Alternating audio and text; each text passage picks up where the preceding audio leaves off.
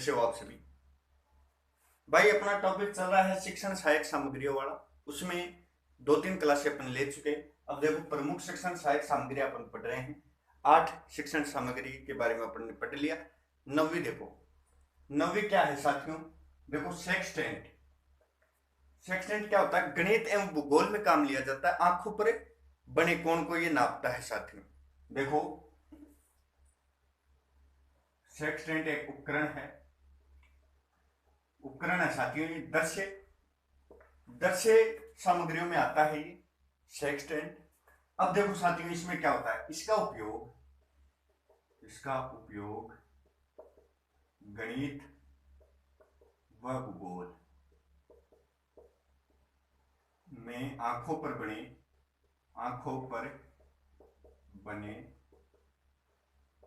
कोण को नापने के लिए किया जाता है।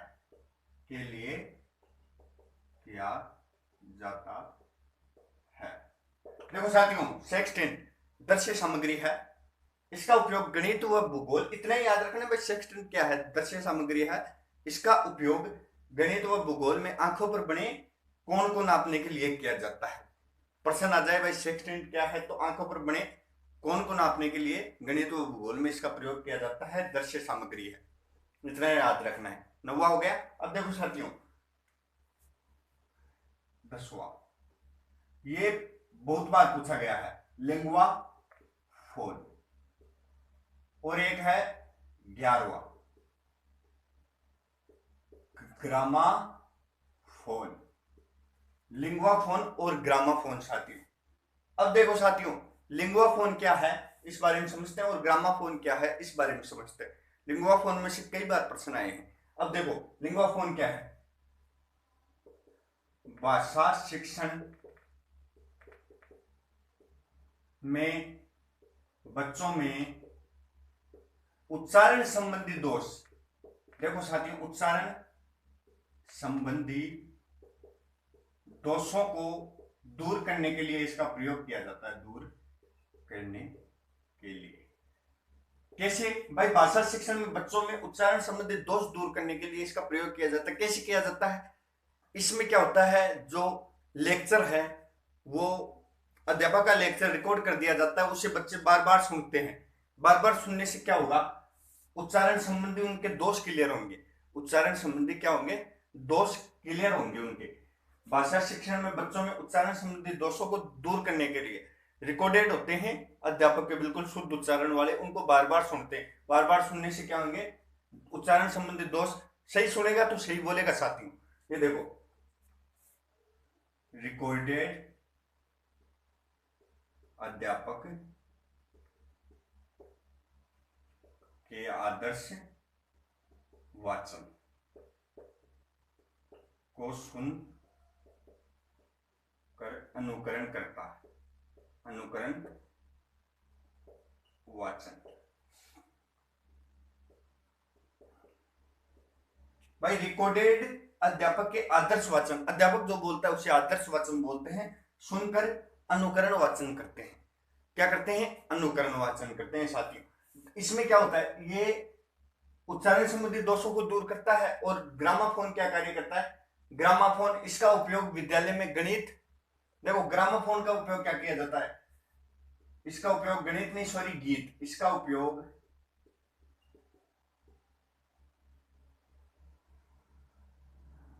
विद्यालय में गीत संगीत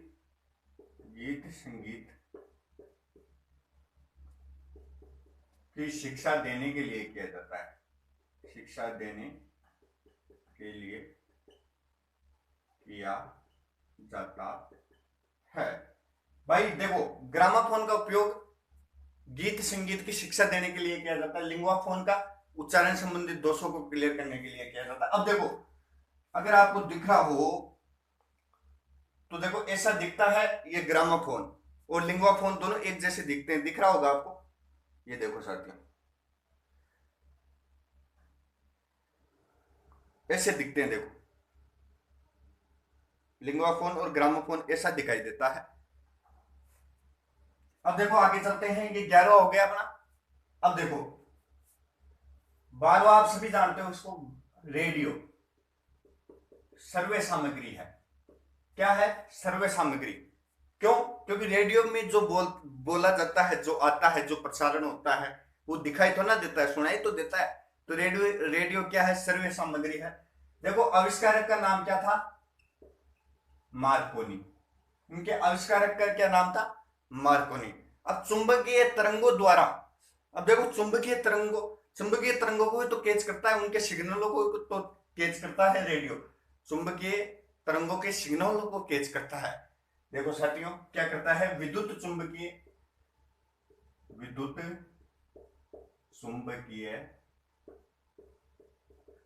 तरंगों के सिग्नल को प्रेषित व ग्रहण करता है। देखो साथियों, विद्युत चुंबकीय तरंगों के सिग्नल को प्रेषित व ग्रहण करता है। एक चीज बताइए, आपने कोई गाना सुना रेडियो में, वो गाना क्या आप वापस सुन सकते हो वैसा गाना? क्योंकि वो रिकॉर्डेड नहीं है ना साथियों, वो चैनल के माध्यम से आता है, वो वापस पता नहीं कब सुनाई देगा। तो ऐसा ग्रामाफोन में होता है। आप गीत संगीत की शिक्षा देते हैं, ये रिकॉर्डेड होता है, इसमें गीत संगीत की आप शिक्षा दे सकते हैं। रेडियो में ये सर्वे सामग्री में रेडियो आती है, मार्कोनी ने इसको बनाया है। विद्युत चुंबकीय तरंगों के सिग्नल को प्रेषित व ग्रहण करता है ये। अब देखो साथियों, एक होती है टेप रिकॉर्डर। अब भाई रेडियो में तो आप रिकॉर्ड सुन कर सकते हो, टेप रिकॉर्डर में कर सकते हो, ये भी सर्वे सामग्री है। सर्वे सामग्री कैसेट होती है, उसके द्वारा बजता है। कैसेट लगती है टेप रिकॉर्डर में, आपको पता है कैसेट लगती है। वो पहले कैसेट नहीं आती थी रील वाली, पतली रील वाली, वो कैसेट लगती है, वो ऐसे आती थी ना, वो इस प्रकार से वो कैसेट आती थी, वो कैसेटें लगती थी इसमें। Tape recorder, tape. ये देखो साथियों, यहां तक समझ में आया?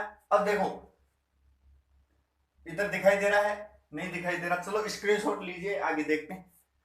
स्क्रीनशॉट लीजिए यहां तक टेप रिकॉर्डर।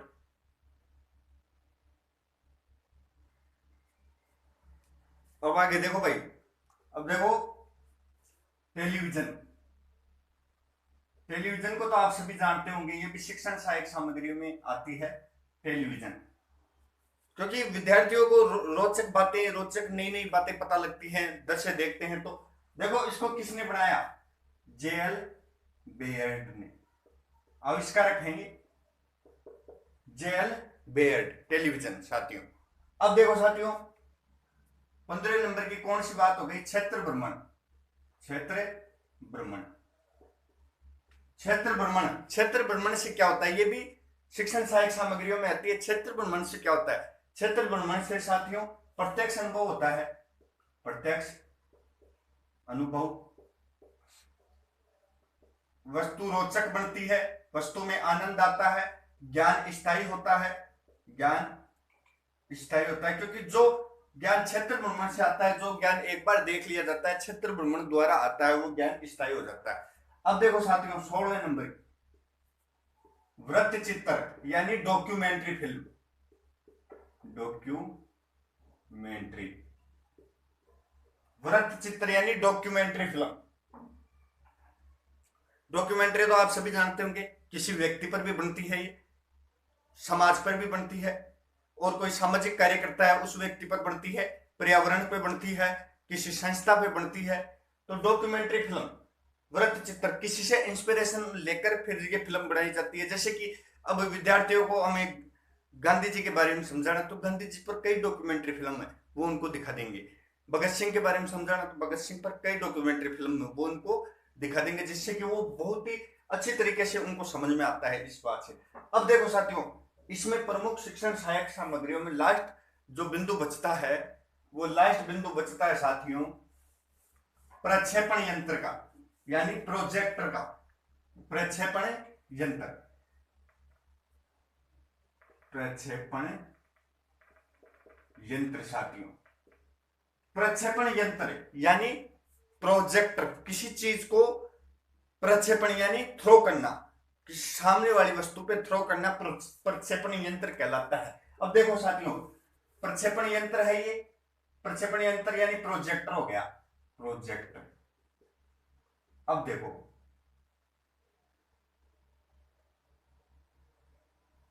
यह प्रक्षेपण यंत्र होता है। ये प्रक्षेपण यंत्र होता है साथियों। जो प्रोजेक्टर होता है वो किसी चीज को थ्रो करता है तो ये क्या हो गया, प्रक्षेपित करता है, तो क्या हो गया, प्रक्षेपण यंत्र। प्रक्षेपण यंत्र होता है।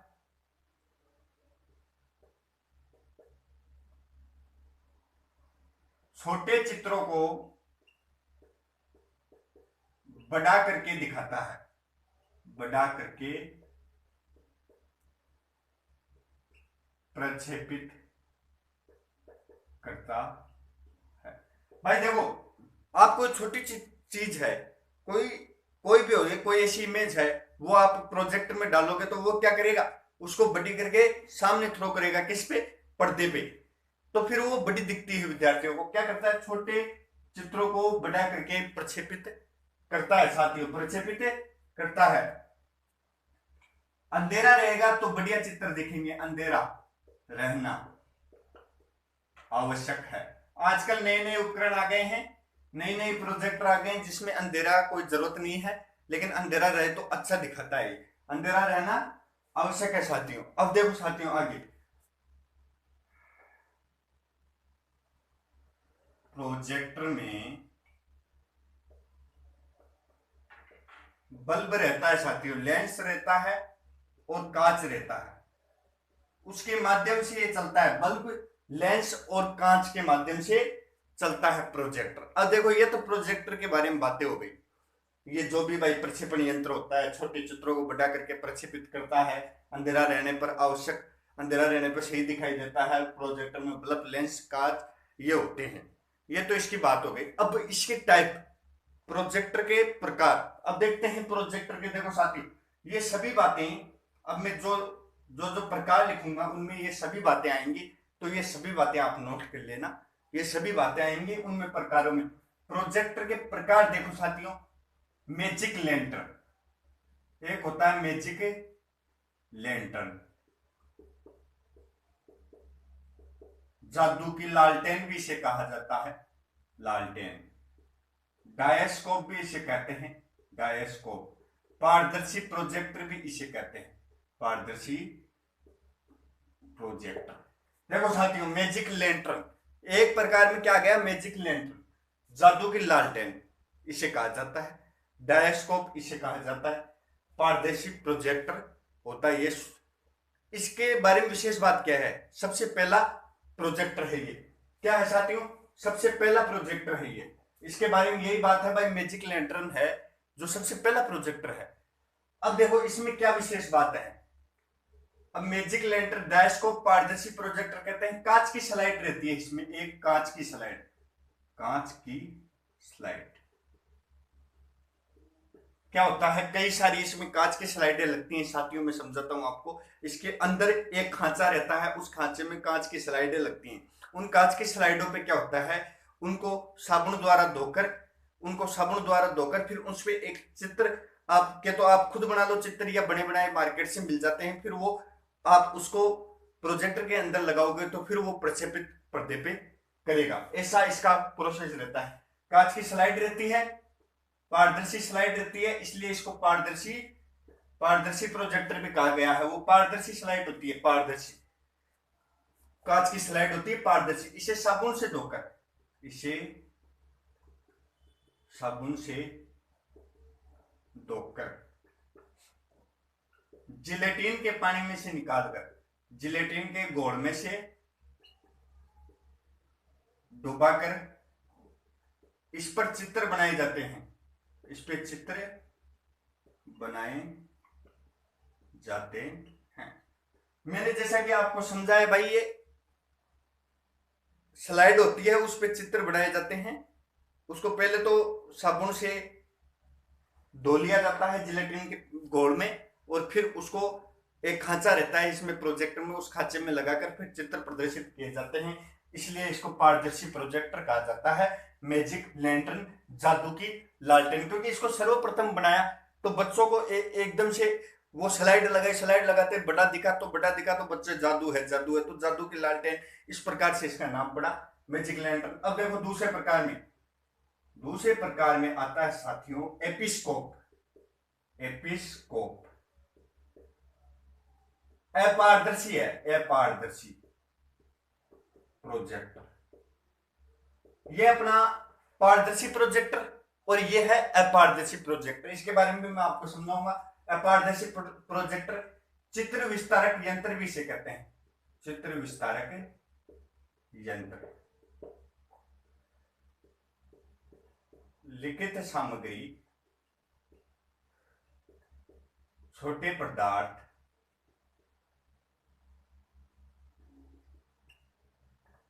को सीधे प्रक्षेपित करता है।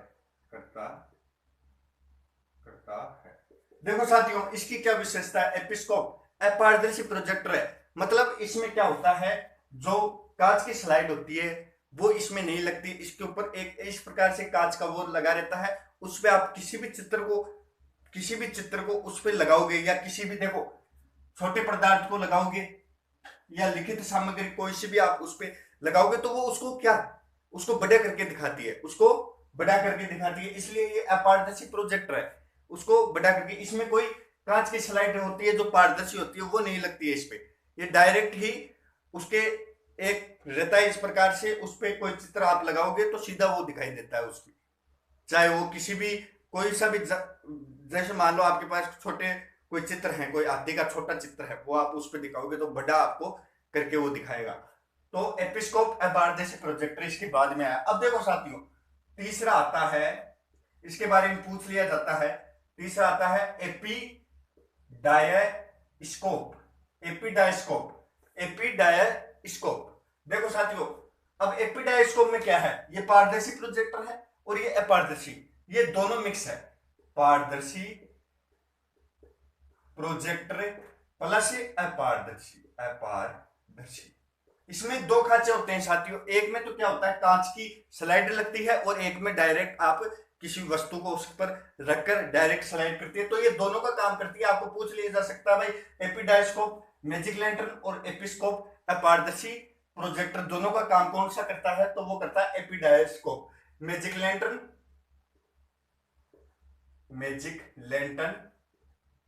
प्लस एपिस्कोप, इन दोनों की क्वालिटी इसमें है साथियों। अब देखो कुछ और बच रहे हैं, आप स्क्रीनशॉट लीजिए, उसको और देख लेते हैं। प्रक्षेपण यंत्र, अब देखो भाई मैजिक लैंटर्न, एपिस्कोप, एपिडायस्कोप 3 कर लिए। अब देखो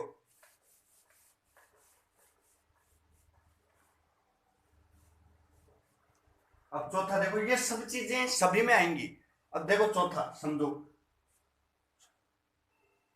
शिरो परिप्रक्षेपण यंत्र, जिसको OHP प्रोजेक्टर बोलते हैं, इसको OHP ओवरहेड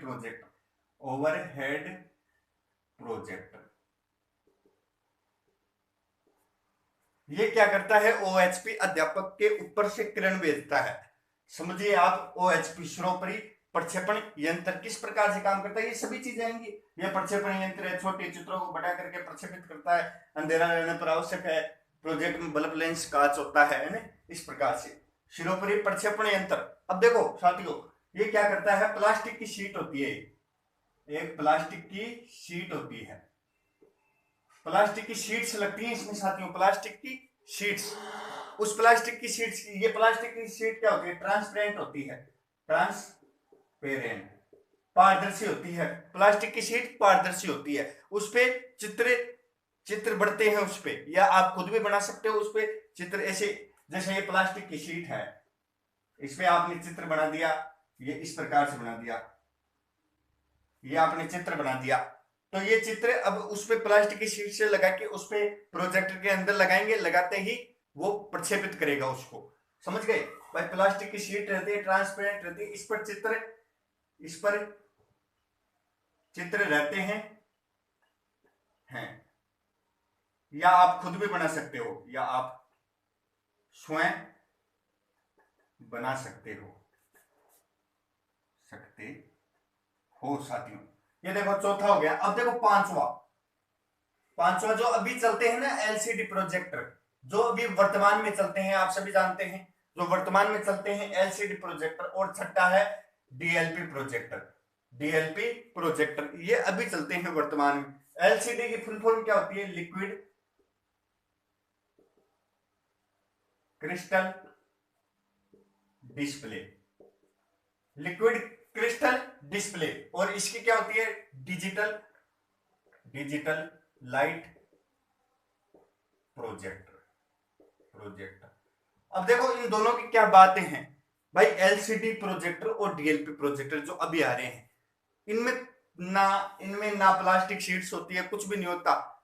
इसमें क्या होता है, आपकी कंप्यूटर या लैपटॉप से ये इनपुट लेते हैं, आपके कंप्यूटर या लैपटॉप से जुड़ेंगे, फिर डिस्प्ले करेंगे। जैसे कि आपके कंप्यूटर में कोई फाइल है, उस फाइल में मान लीजिए इसकी इमेज है, तो वो इमेज इससे जुड़ेगा, इससे जुड़ते वो इमेज सीधा प्रक्षेपित करेगा। तो इनमें खुद का कुछ नहीं रहता है। ये क्या होते हैं, कंप्यूटर और लैपटॉप द्वारा, ये दोनों कंप्यूटर और लैपटॉप द्वारा डाटा लेकर फिर उसको प्रक्षेपित करते हैं। समझ में आ गया साथियों? एक होता है प्रोजेक्टर की क्षमता मापने को लुमिनेंस इकाई कहते हैं। प्रोजेक्टर की जो क्षमता मापी जाती है उसे लुमिनेंस इकाई बोला जाता है साथियों। यहां तक समझ में आया? ये देखो प्रमुख शिक्षण सहायक सामग्री वाला अपना ये जो टॉपिक है ये कंप्लीट होता है। कुछ इसके प्रश्नों के बारे में आगे पढ़ेंगे, देख लीजिए साथियों, स्क्रीनशॉट लीजिए।